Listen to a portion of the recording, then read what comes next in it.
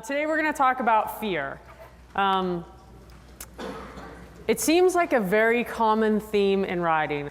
Well, what I want to talk about is really kind of dismantling the whole concept of overcoming fear.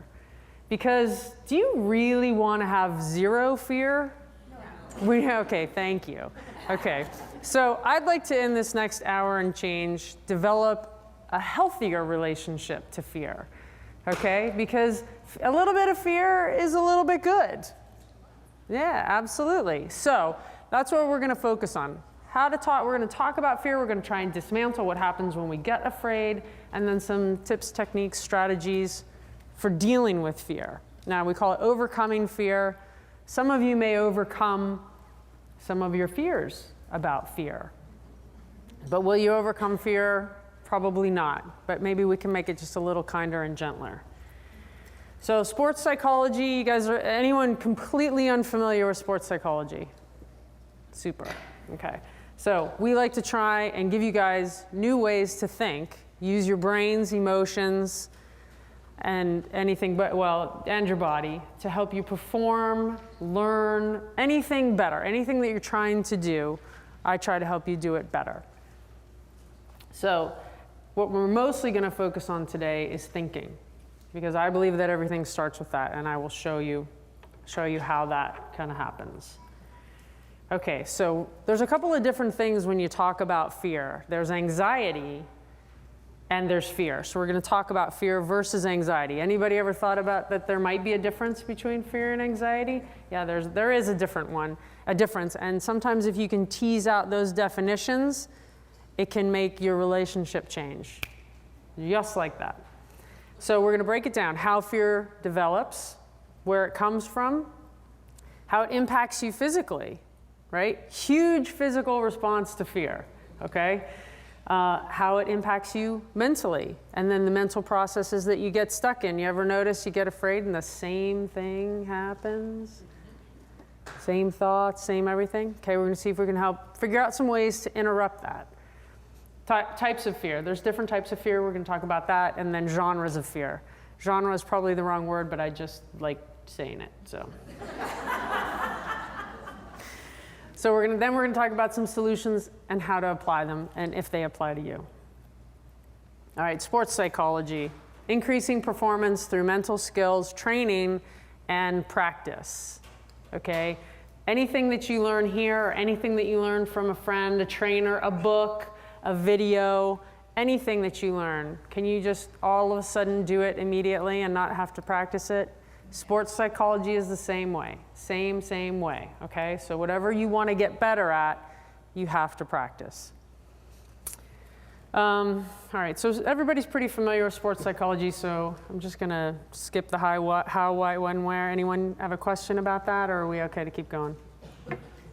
Okay, super. Now, like I said, I like for you to participate because I know this stuff, right?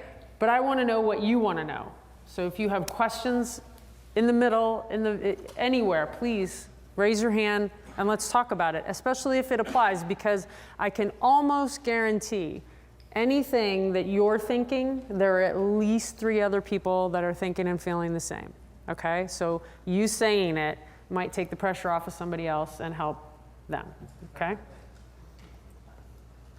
All right, so here's where Sharon's going to get her workout. Let's talk about fear. What are you guys afraid of? So we can, and someone, who would like to take a couple of notes for me?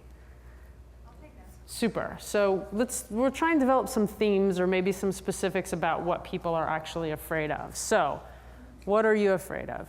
Well, now that I've analyzed it, I think the deep-seated fear is being out of control. Okay. So that's why spooking frightens me, but an extended canter does not, because I didn't choose the spook. You didn't choose the spook. Okay, I like that. Okay, anyone relate to that? She doesn't. She's got a cast on her wrist. Should have raised the other hand. Look, I broke my wrist. Did you do that on a horse? Oh, no. Yes, you did. Okay. All right, good. Okay, what else? What else? So losing control, not losing control, being out of control. Yes? Getting hurt. Anyone else have that? Raise your hand, Cast. Okay, what else are we afraid of? Over here and then over here. Not remembering my test. Not remembering your test. Absolutely. Anyone ever go off course? What? Even with a reader. I have seen that. I have seen that. I have seen that. That's excellent. You know, about, I don't know, 15 or 20 years ago, USA Today did a survey. What people are afraid of. Number 2 was death. Number 1 was public speaking. Serious. Not kidding. Yes. I get afraid when I come out of the blue, I relive the bad injury I had. A bad injury. So out of the blue, you relive a bad injury that you had. There's nothing to worry about. Right along, nothing. Yeah. You're completely insulated in a bubble. Your horse can't hear or see anything. And okay. I just relive, I fell off and broke my back. She fell off and broke her back. Anyone else have that?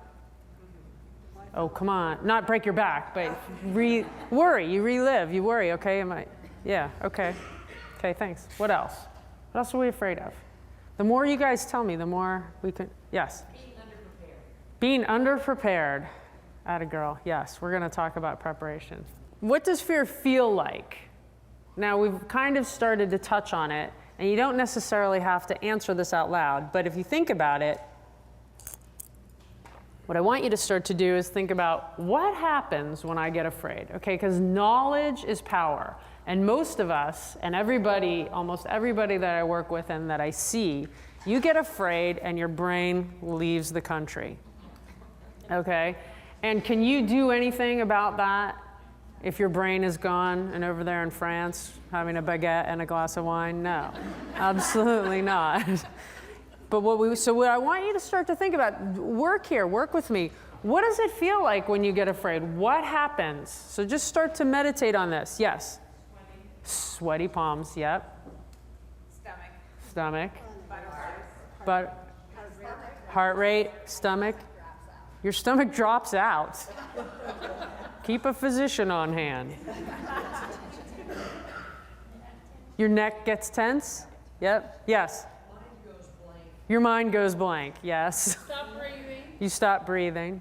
Your horse becomes afraid. Your horse becomes afraid, yep. Yeah, so a lot of things happen. We're going to keep talking about that. What happens? So be thinking about that. Okay, what really goes on? What happens for me when I get afraid? What does it look like? You know what's funny though? What's really funny is I work with a lot of riders, and I do clinics. I do mounted clinics, and I will be working with someone. Invariably, this happens every clinic I've ever done. I'm working with someone, and they're like this, riding around, la la la. And I stop them and I go, "How you doing?" And they're like, "I'm terrified." And I'm like,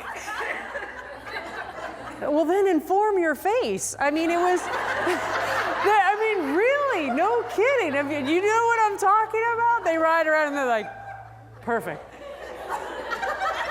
Terrified. How does that happen? Okay, so you have no idea what you look like when you're afraid. I'm sure your students have no idea that you're afraid, right? We are masters of disguising our emotions, okay? Horses are not, right? So we can be like this, like, hi, so good to see you, Janet. I hate her. Hi, how have you been? Mwah, mwah, right? Never know, right?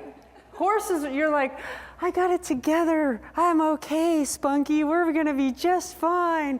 Right? And they don't know. And then they feel this energy from you, and they get all confused, and that's where it just really starts to go downhill.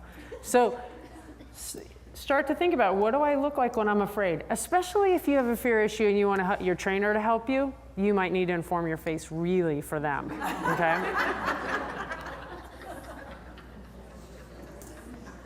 So on the flip side, what does it look like when someone else is afraid? I told you, I do these clinics and I see people and I have no idea that they're afraid. So what does it look like when someone else is afraid? Does that mean anything to you? Does that give you any insight into what goes on for you?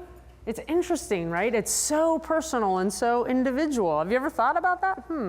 Because fear is not that easy to deal with, right? It is a rather unpleasant emotion. So we avoid it at all costs, and we also avoid dealing with it at all costs, pretty much. What don't you do when you're afraid? Relax. Keys to the kingdom there. Breathe. Yeah. Oh my God. That is the biggest one. And, you know, you see people writing, they're like, move your left arm. Do what? Right? What else don't we do? Don't face it. You don't face it. You don't smile. You don't smile a whole heck of a lot when you're afraid. No, that's a good point. Yeah. Don't face it. What else? What don't we do? Think clearly. Do you think clearly when you're not afraid? I have trouble with that just kind of in general. But yeah, you get the tunnel vision. Somebody snorted. That was excellent.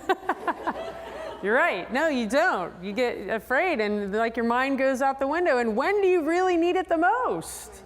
What the heck?